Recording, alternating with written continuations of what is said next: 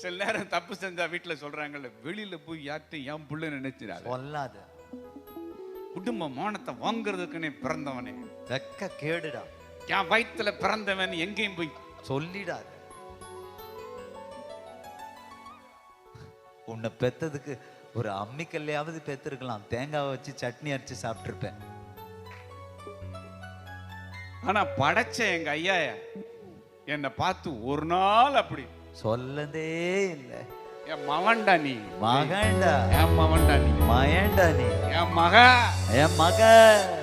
உங்க அன்போட அளவு என்னால அளந்து பார்க்க முடியல, உம்மோடு சேர்த்த அதிசயத்தை நினைச்சு பார்க்க முடியல.